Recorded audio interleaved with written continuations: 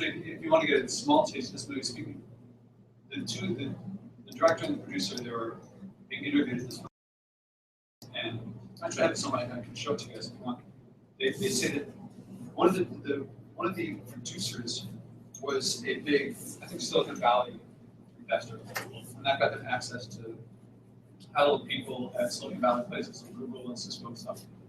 And they said that a lot of people come through the system of, if you can, like Google will hire someone with a Stanford MBA or Harvard MBA, and they say for you to have made it up into this level of the system, it means you're very successful at doing what someone told you to do. And that, but not successful. You cannot have gotten an F anywhere along the way to get a Stanford MBA or Harvard MBA. So they say a lot of times these people come in with these really great pedigrees, and someone at Google will say, all right, we have this problem. It's a really hard problem. You've got this great degree. You come in with these amazing credentials. We don't know how to solve it. Please, like, it's your problem now. This is what we hired you for. This is great. I can't wait to get started. Tell me what to do. And they're like, that's not what we hired you for. You know, our business is to automate stuff that we know how to automate. We don't know how to do this one. So if you come out that way, like that, the regular system produces someone, a worker for a system that is gone. It was great when we needed people working in a factory, but we don't need that now. And if that's what you're good at, you're good at something that a computer can do better and cheaper. But if you're good at working with people and like, oh, you have a problem, I can help you with your problem, and being more entrepreneurial and figuring, because apparently it turns out in this interview they say that Google no longer requires a college degree. Like high performance in school has apparently what they claim that has no correlation with being effective at the job. What is effective, the best predictor that they have is have you started a company.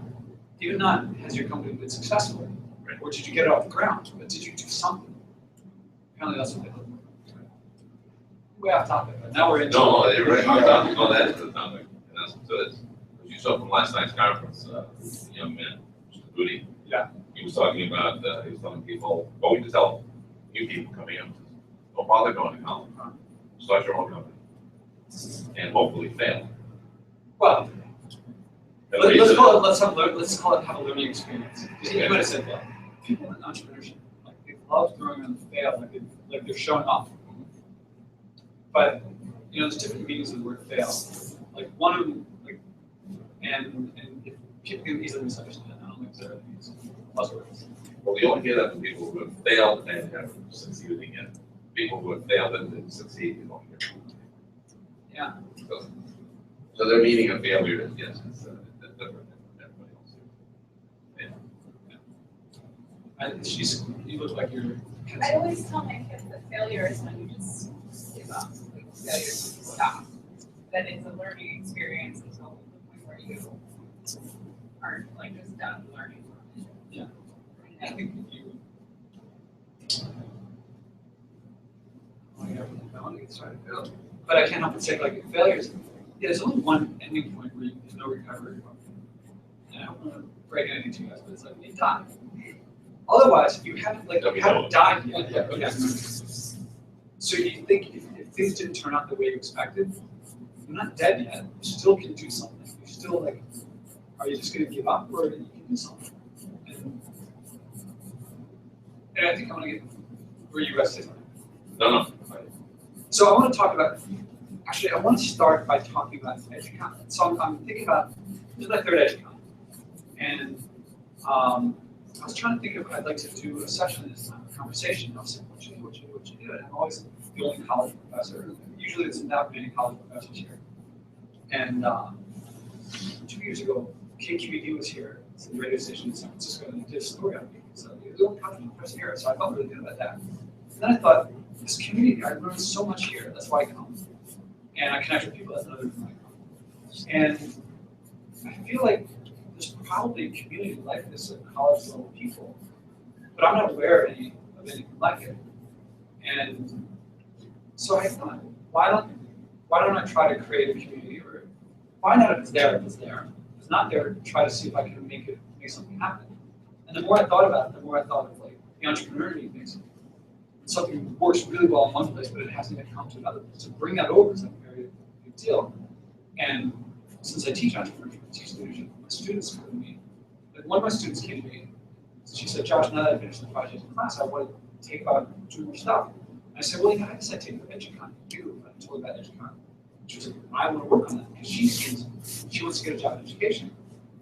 And she sees the idea of, even if nothing came of Educon U, I don't even know what it is yet, just you guys almost know as much as I have. And just because there's not much to it. But she recognized that even if it doesn't happen, if all she does is call up as many project-based learning, experiential professors as she can think of, she's going to get a job. Right? This is she's going to present herself to a large number of professors in whatever schools she wants to. She can contact whoever she wants and say, I'm looking to create community in a style of learning. Can we talk? And she'll have meaningful conversations with them because it's not an abstract problem. And hopefully she'll get credit for it. Another student might be saying, I just want to work on some entrepreneurial project. And so the students like the idea of doing this. And I like when people keep saying that Educon is mostly student organized, because that tells me that students can organize this. And they see big benefit for themselves. So I have an idea for an agenda. Can you guys see it? So the idea was an Educon for university educators. And what that means, it's something, I mean, I just said some ideas, but I'd like this to be a conversation with not just this way. Okay, so then there's the idea. I want to start after this to say who's here, what brought me here. Then to talk about a goal. Is this something viable? If so, can we create a strategy and plan? And if so, make it our idea and maybe something to come of this. Then to talk about what I see as the lay of the land, just to bring you up to it. I've been thinking about this for a couple months, not doing a whole lot, but saying what I think the context is, what the challenges are, what the advantages are, what resources we have available to us. Doesn't the agreed-driven project-based learning work at a college level? At least my experience. So my motivation, but this is like all of this is like a few minutes, except for this part where like talking about it going around. And then this is like hopefully make this a working session. If you think it's possible, what would it be to be collectively think it would be? What can we do to make it happen? That's not a decent agenda. So who's here on parking? I can start first too if you want. Who's here and what brought you to this conversation? This particular, because there's lots of other conversations. Where do you think? So I'll start. I happen to put my background as the next point so that so let's see, I teach at NYU. I teach leadership and entrepreneurship. I have a PhD in physics and left graduate school, finished graduate school and started my first company. And that was my first taste of the working world and entrepreneurship really, and I loved it. And that's what I really like. Chris Lehman and I go back to the 80s. We've been friends for a long time. And I knew him when he was, he talked to me, well, I knew him before that. I knew him when we were both in college. Frisbees aren't here. I play Ultimate, I'm sure you know he plays Ultimate. And we were opponents. And then years later, we were teammates for the national team. And at the time, he said, he was at Beacon High School, progressive high school in the Upper West Side of Manhattan. And he said, I got this opportunity to maybe teach at the school in Philadelphia. They're starting up. And I'm not sure if I want to do it. I got a young family, and it's like, maybe they're talking good, but when I get there, it's not going to be like I wanted. And he was going back and forth about it. And I was busy starting my company and not really, I was like, okay, cool. Listen to a friend talk about it. And then a little while later, he became the founding principal.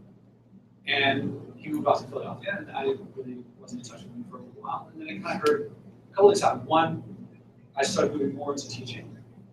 Started with seminars and into teaching. And then I started hearing, Gates comes to speak at school. And Obama speaks in the school. And then there's Educon. So years ago, I came to visit the school. I'm originally from Philadelphia. I was in Philadelphia. I came to visit the school. And I'm just walking around like something's different. And then 2 years ago, I came to Educon for like a full weekend. So it's Friday, Saturday, Sunday. The following Wednesday, I was teaching the first class of an education class of an entrepreneurship class.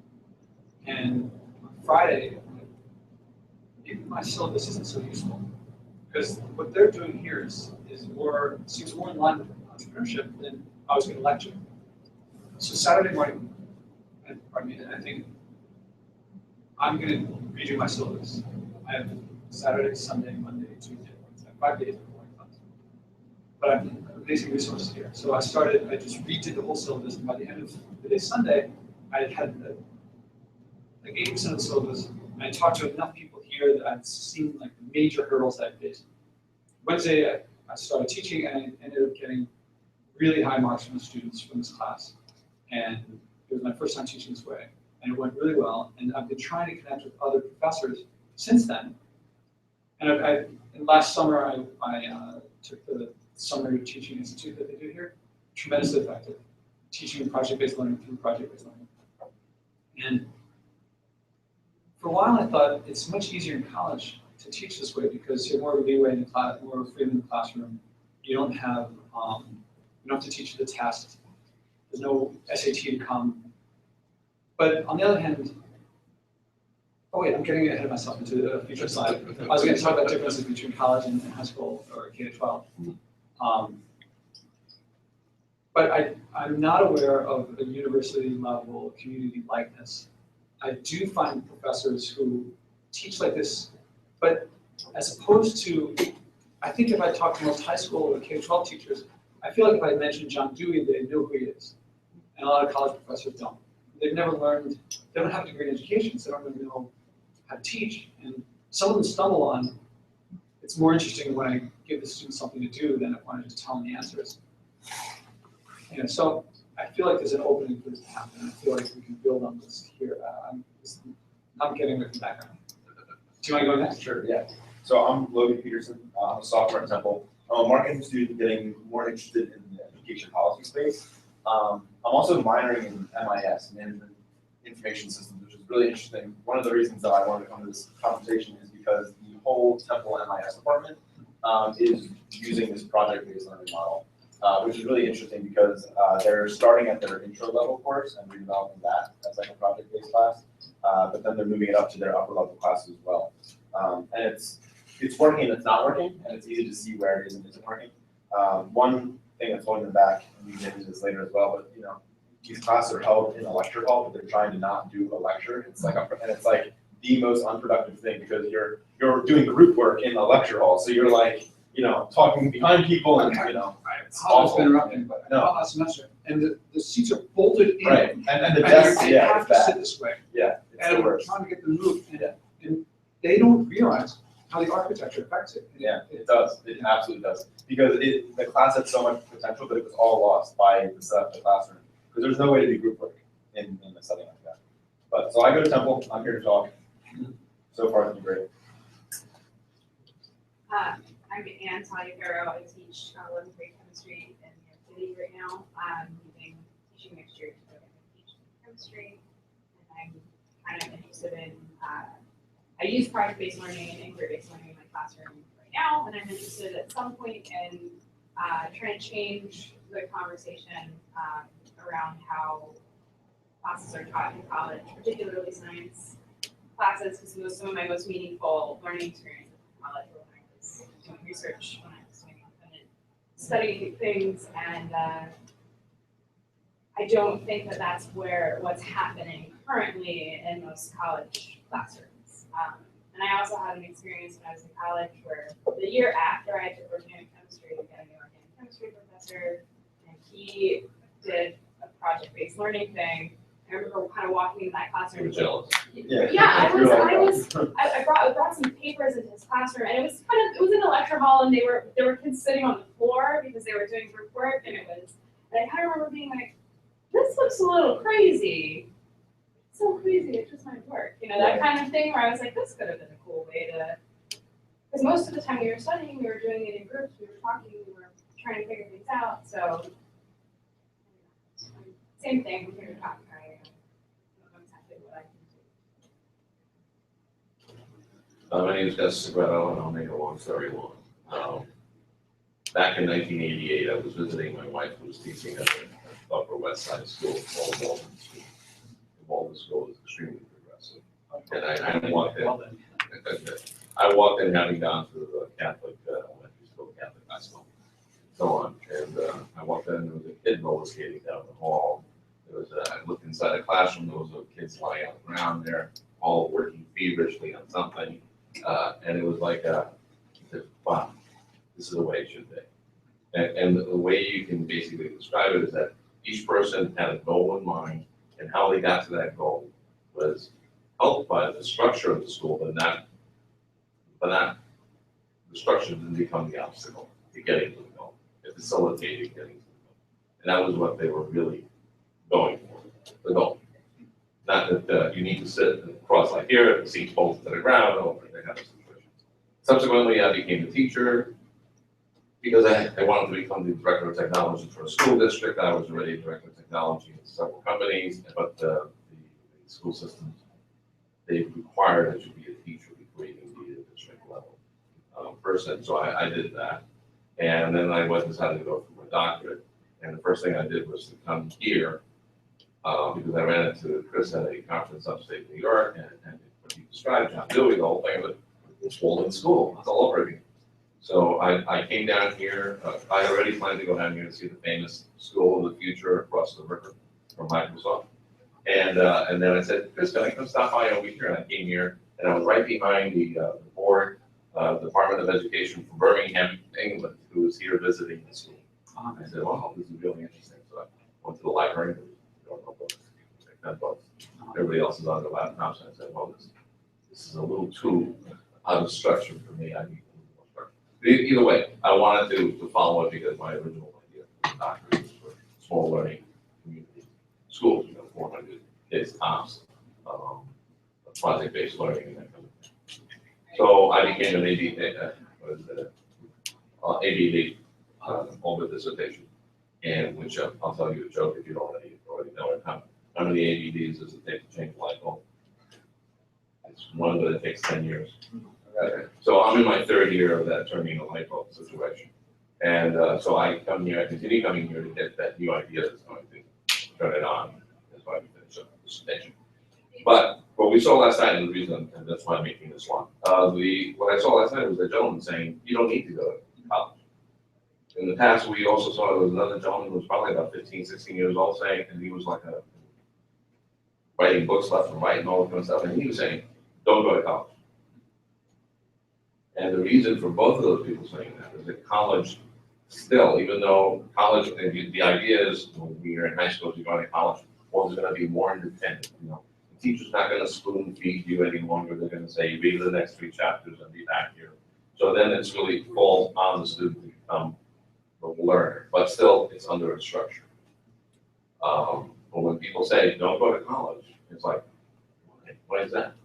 And I think the thought is that it's still too structured. So many people go to college thinking it's just an extension of high school, and they don't know what they're doing. And yet there are some people who come out of Harvard, Yale, what have you, and they're acing it, but they don't know how to get out of a paper bag. And that's what Google's asking. How do we break out of this paper bag? And so, well, tell me how to do it. And there's no book there. So. And college isn't. No, you most can't. colleges are. If you're already focused in a way, and you're the kind of person who wants to break out of a paper bag, college will become a tool for you, a place to do it. You can do it in college, but you don't need college per se. Yeah, and college is not helping that. That my course evaluations that the school sends, there's a questionnaire for the students to answer. It's all, the evaluations are based on a model of lecturing. And the questions, there's no question of like, did the material resonate with you in your life? Were you able to do something that mattered in the world over the course of the semester? Did you challenge yourself? Did you grow as a person? Those Can questions you are use this knowledge in something concrete? Yeah. And so the students, when they answer the questions, are like, was this course hard? What were the prerequisites? Like, that's not really Doesn't even apply. yeah. And so they get these weird And answers. the school's like, well, what does all this mean? It's like, well, without being in the classroom, having seen like what learning was taking place, the feedback is not applicable. So it's not obvious that it's necessarily easier to do project-based at the university level. I mean, I guess if you're tenured faculty, that's the case. But if you're tenured faculty, you've gone so far through on the system, and then you're probably not going to shake it up. But there's a lot of people who really do. They get it. They say like this. Especially like in a lot of the tech area, they're more entrepreneurial, and they're like, let's go out and do stuff and make stuff happen in the world. But even then, there's still a lot of stuff that's not quite. It doesn't fit. Like a lot of. Let me keep going. Here's what gets me going. Educon is successful. To my mind, it has as an entrepreneur, I always look, when does a project have a life? So if everyone running Educon right now stopped, I believe the next year there would be Educon. Because everyone who comes would be like, well, they're not doing it, we better start it up again. And to me, that says it's very successful. I don't have to tell you guys that you guys are all here. University I level. want to make a comment on that. I agree with you. Like, so one of the things that really shook me up last night, and it's not that I can tell you one of them, is that when they asked how many of you are the first time at Educon, 80% said they were the first time. And so my question was not so much that the 80% were coming to see it. My question is, where the 80% who were here last year who aren't here now? What are they doing? Yeah. So that might be in relation to that. Okay. So at the university level, I believe that there's some start. I believe that I know enough professors who want to teach this way, who do teach this way, but I'm not aware of a community like this. Maybe it exists, I'm not aware of it, but I'm not aware of something like this. So it's a long way to go, I think, to catch up, or I'm very working on that. The challenges are challenges. K-12 educators are trained in, I think they made it have masters in education. And so they had some teaching pedagogy. University professors, the cliche is they know what material, but they don't know how to teach. K-12, they know how to teach, but not the material. So university professors, sometimes they stumble into it, but I don't think they really know it. And that summer teaching institute taught me a lot of those, after talking about it here. That's how many good people at some institute or university? Maybe one. Good. Yeah, it's just me. Okay. And I think to myself, I'd love to get people from here to speak at NYU, because then the NYU professors could learn from them. But I don't think college professors have it in them to be like, yes, I would like to learn from some high school teachers. No matter what skills the others have, they can learn. I would say they can learn from them. If you put it in the case of anthropology, studying anthropology, all that tribe lives. You're going to observe how the tribe lives. But I'd like to. I mean, I want to get the ones who are open to it. Let's get the low-hanging fruit started. So it's less established. I think a lot of university administrators don't get it. So when I teach, I'm given the freedom to do what I want in the classroom, but at the end, they look at the evaluations. They look at the evaluations from the official channels, and I give them. I'll show you later some of the evaluations I got, and they don't know what to make of them because the difference is so great between what they give in the feedback in the class, where it's open form, what did you learn, what did you say to future people considering this class, versus the questions that don't really make sense. And what you're saying, it undermines a lot of the points of college. Now, I think to read Plato and Aristotle and Lao Tzu and all this stuff, I think that's great. I think people who skip college they might go through life never reading some great classics and thinking or rediscovering stuff that people thought of before. I think this is super valuable. But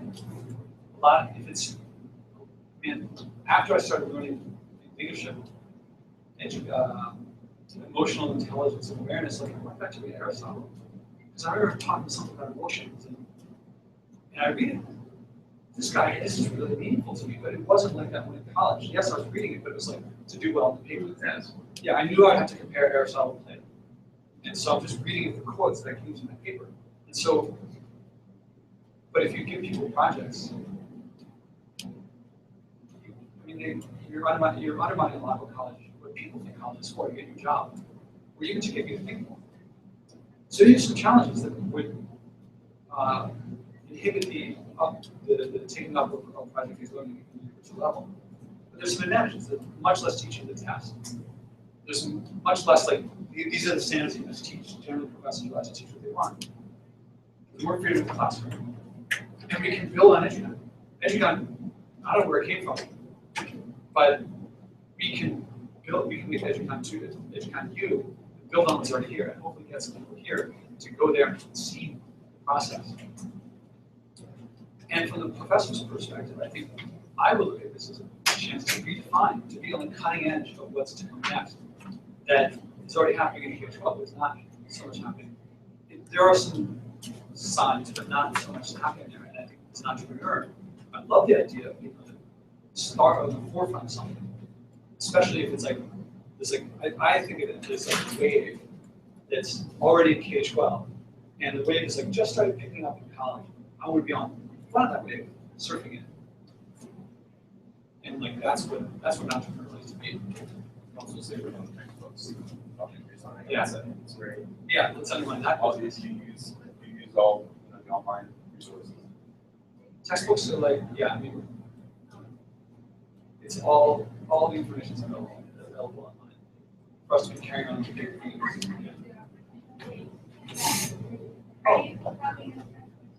Yeah. Oh, thank you. Appreciate it. All right, so, and I think anyone, if you're in education, and it's a more effective style of education, one that fits with, I'm not saying it's more effective for everyone, but for those for whom it is, it's so cool to be in the forefront of something. So resources. I'm committed to this. I got 2 students who are really dedicated, who really want to work on this project. They see it as a project after the project we did in social entrepreneurship class, they want to do one. They realize I can do a project that's part of school, or even independent of school, where I can go out and interact with people. And one of them is she definitely wants to go into education. The other one just knows she wants to go into something associated with entrepreneurial. And they both realize for their own personal interests, they would like to be in tech, that they would like to organize things within NYU, because they know. Quick question. Yeah, either of those students ever attended Educon? They might pop, no, they haven't attended. Okay, so then their whole idea is, oh yeah, I want to do that. It's based upon how you define Educon. Then, Yeah. what was your definition of Educon? Because what I'm going to do is listen to them and what they want, and talk in terms of their interests. So you're gonna let them come in and experience it and then redefine it to you. But what did you had saying? What is happening here at Educon, I want like transfer over. What was the thing in Educon that you wanted to transfer over? The first one that comes to mind is community. Learning community and being able to learn from the people here how I can practice my goal, how I can achieve my goal, why I teach more effectively. You know why Educon is called Educon? Education conference. Education conversation. Glad you said that. It's a conversation. Because a lot of, we have presentations, and some of the most meaningful things happen after the presentation. Between presentations. It's almost that people start talking to each other. There's all the conversation continues. So it's not like, okay, the session's over, let's go get some hot dog. I think we should talk about, that's what the community is. So, there are 2 students who are very interested in that. I believe that if it's between semesters, I believe that I can get space in. Depending on how big, I mean, if it's a huge success and we've got thousands of people come.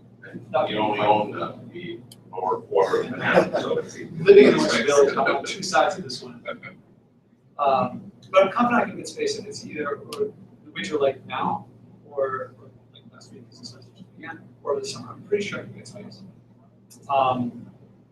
And I hear this stuff growing in many places. So, Penn is big, in math and science, every time they do stuff about this in the press, they have to interview Eric Mazer at Harvard, who teaches physics there. I don't know if you guys know the name, but that stuff is there.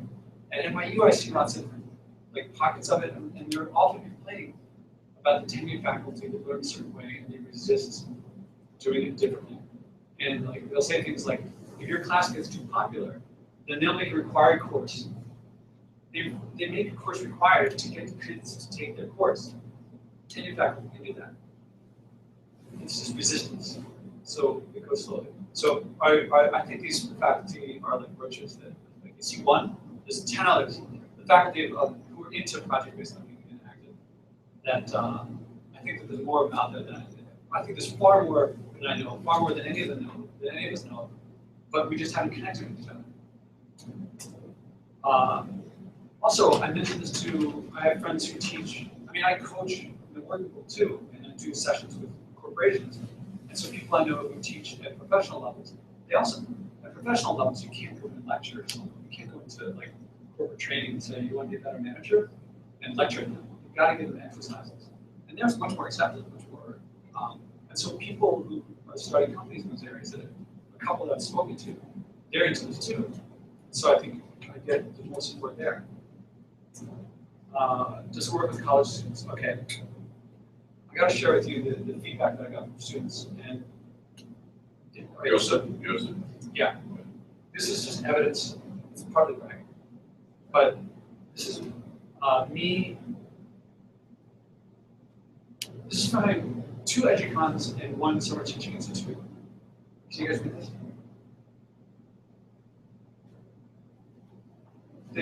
This is one of the greatest classes I've ever taken. And I'm doing what I learned here.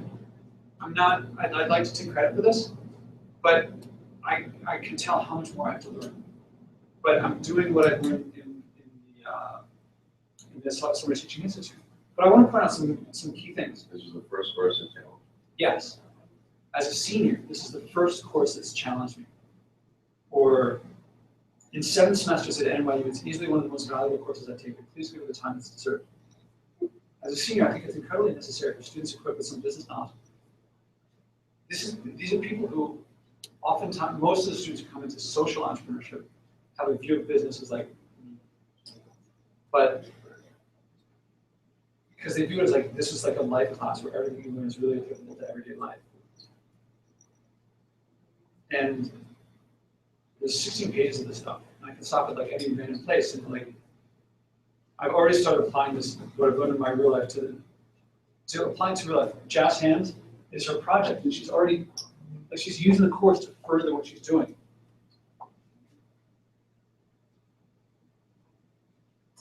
So those are the student reviews.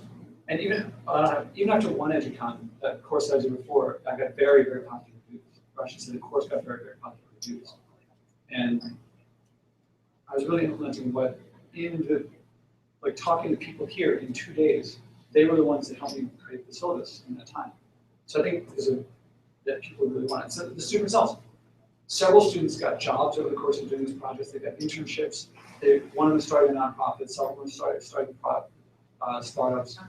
One of them started a program in the course of the semester, was bringing high school students in to teach them.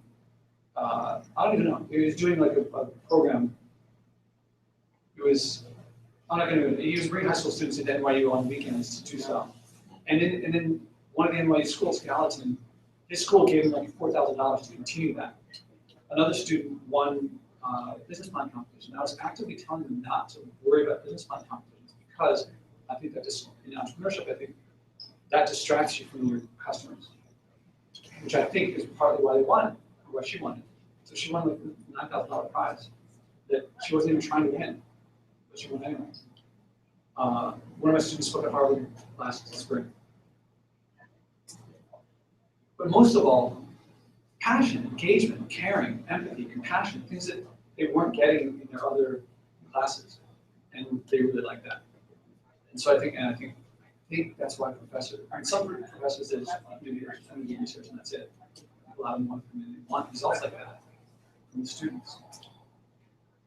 There are negative reviews as well. There are students who make it through the entire semester.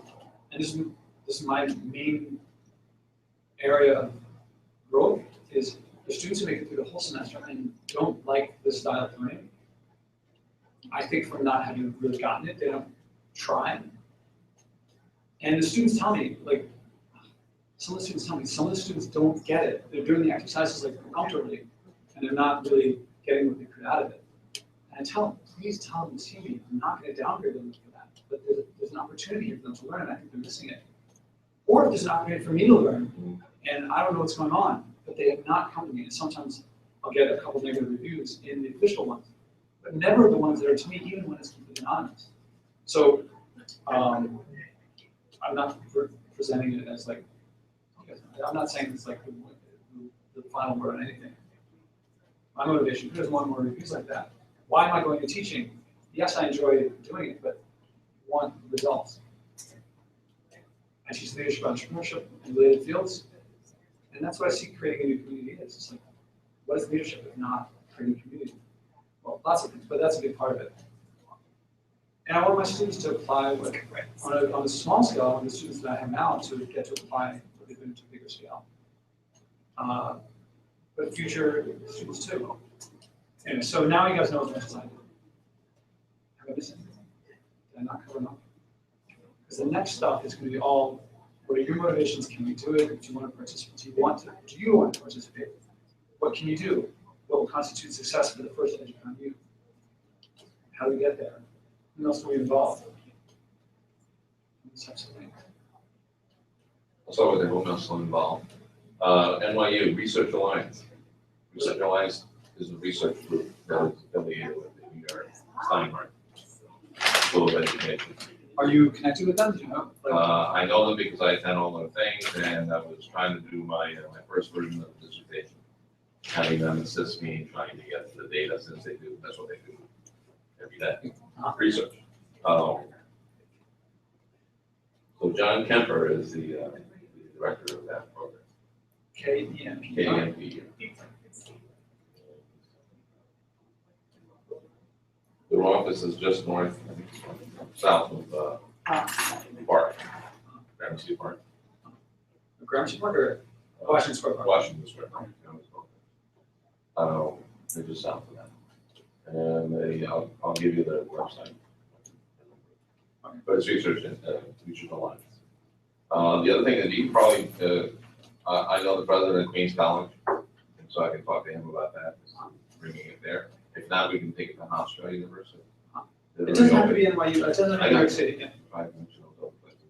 They're always, they're very, when you talk about administrators for universities, their world is totally different. They are truly administrators, politicians / administrators, as opposed to any high school principal. Got to do some politics, but their real idea is that they're the principal teacher. So they still have some teaching in their blood. Whereas when you get to university, administrators are politically appointed, and they're there to make sure that the endowment gets funded continuously, and that's their main job, as opposed to what the quality of the teaching is. So, but I think those two Hofstra people and the Queens College people are very much looking into the quality of their education for the purposes of trying to make it more well known, and more people want to go, students want to go, and they're into studying new things. So that's why we're involved. I might know some people who are school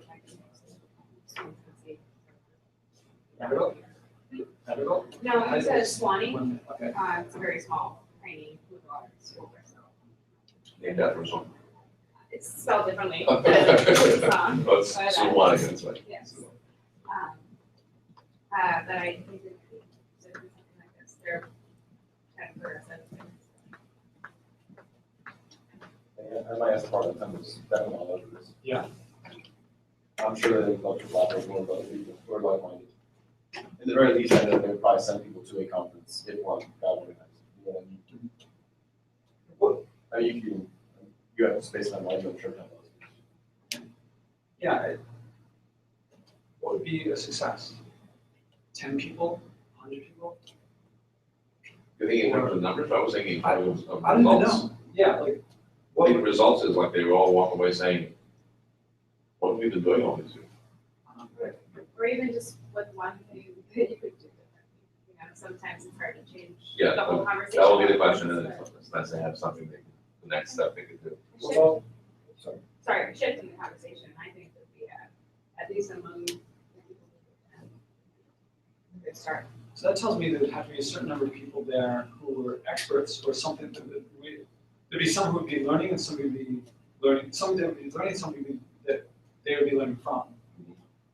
Because, yeah, there's a very different levels of experience for different people. Like if the people who have been teaching here at this school for 5 or I guess maybe not 10 years, but over life at the school, if they were there, I'm sure there'd be a lot of learning from them. But without them, that might not be. So that's what I think of like building off of Educon. Bring the teachers from here, bring Chris, bring Larry Rosenstock, speak to them. There's plenty of people, tons of people. Or open, you know, open up like for submissions, for proposals, and have people, you know, send in something that they'd like to have a conversation about higher education and project-based learning, and see what you can get from that, and then hopefully, I mean, I'm sure there are people in higher education that have things like this they want to talk about. Martin Doyle, the chair of the MIS Spodek Company, would be another one of those people we could have on a list of people who maybe are teaching more than learning. I mean, it's interesting because when you came to Educon, when you got thinking about this, you used the Educon experience to develop a rethought syllabus. Maybe a component of the Educon U would be not necessarily remaking your course, but thinking about how you could, you know, come to Educon U, but come with a class in mind that you want to work on redeveloping route here, or something of that nature, just as you did. I don't know if that would be helpful and give them something to walk away with, or if that would at least give them a way to channel that thought during the conversation process. Yeah, and a call for presentations I did. I mean, so my school, I work at a school in New York, we have a very progressive principal, and we do a conference in June, we have like a professional development day that's kind of like Educon, it's modeled after Educon, and that's what we do, we open it up, we you know, shout it on social media, and we say anybody who's an educator who wants to do a presentation, send us a proposal, and we.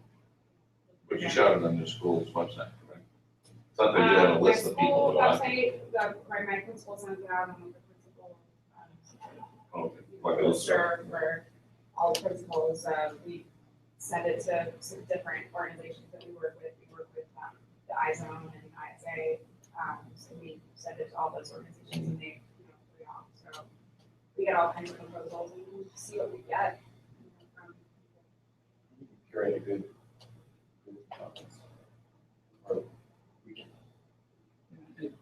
Right now I'm thinking of, do I get the space first? I mean, I know the answer is going to be do it all at once. Build it, they will come. Right. Well, if I put out the word, if I try to get, if I send out, first I want to delegate this to the students because I think they stand to gain from this. But if I say, not I, but we, so if we are sending out the word first, but we don't have space, then people might come back and say, oh, all this awesome stuff, and then it wouldn't be very successful if we then said, crap, we can't do anything. Now, if we had a lot of people coming back, then we'd probably be able to find a space pretty quickly, more quickly. But what if we found a space and then no one came? That might not work either. Probably means do everything at once, put everything together as it's going on the runway. I mean, I think with something like this, you kind of get a space, you set a date, and you make it happen. Like, I think it's just, that's just what Get a you kind of, space. you get a space. You say that like I don't live in Manhattan. Getting space is not the truth. I understand. I mean, possibly we could do it here, but I don't think we could get college professors to come to our school. I think that would be You can still do it, so not here. Yeah, it could be a temple. Temple and Drexel. Or maybe the things to send out. If you send out Co-working a call for space. paper. Also, do you have any space, by the way? Yeah. Maybe that's not crazy because then the people who respond might be the ones who really like the idea of being at the beginning. Because entrepreneurs are all, you know, those of us who started businesses in our 20s were like, yeah, we slept at the office. That's what we did. I think it'd be very important to contextualize it, what we see that is the game. Because if you send out the invite per se, what does that say? Come talk and collaborate on new teaching techniques and how. Try to make sure you're in the. What's worked for you, share what's worked for you, learn what's worked for others. Although I'm not saying to have people come and speak. What I'm saying is that people to be involved, even when it's at the early stages. Right. I don't think you have a problem with the space. I know the whole thing about Manhattan, but I don't think you have a problem with the space. NYU's got tons of space available. You talk about between semesters and Sunday night. They got plenty of space. And all you're asking for is for Friday, Saturday, Sunday, that situation. So it's not like you set up a week, you set up dormitories for the people to stay at. Oh, that might be a good idea. Those 3 days, no big deal. People will come into town even if they just want to go to a Broadway show. Yeah, that's what a big advantage I thought of having in New York City is that people want to go, that's an excuse. Right, exactly. I don't think that'll be a problem. Are any of you guys interested in playing a organizational role? No problem. Yeah, sweet. I don't know what's gonna happen. I know this might be my dissertation. There you go. That was easy. I help organize it. You know, I'm gonna sit down here because I'm, at this stage, I just had an idea at one point, but now, I want to sit in an amphitheater where you can talk. Big Yes, board. can we hold these chairs to the ground? Yeah, right. That would make me feel In a straight line, so we can look down and talk to each other, yeah. I think now we're just figuring out what's gonna happen next. And I would like to play a role, but I'm sure we're all busy, so I don't wanna do everything. I love how Educon comes together. Yeah, I have no idea how it comes together, but it does. I have a feeling it's very, not spontaneous, but, there's definitely not one person